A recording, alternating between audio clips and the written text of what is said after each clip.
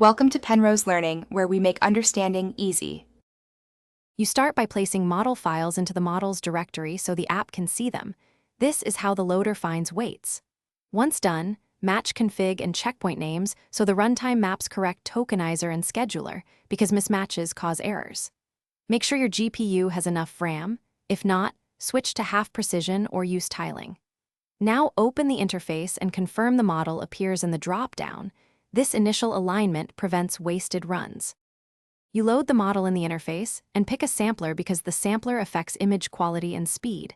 Samplers like Euler or DPM++ trade off artifacts versus fidelity. Next, configure resolution, steps, and CFG scale. Higher steps refine details. CFG tunes how strictly the model follows the prompt.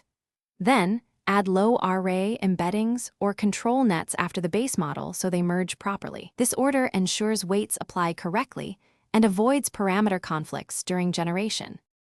You perform a quick preview run to validate prompts and settings. Short runs save time and reveal obvious issues.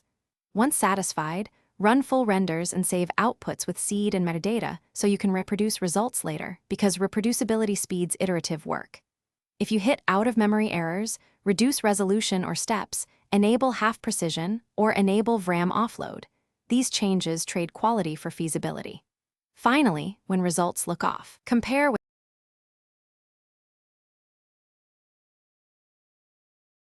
Thanks for watching. If this was helpful, leave a like and consider subscribing. See you next time.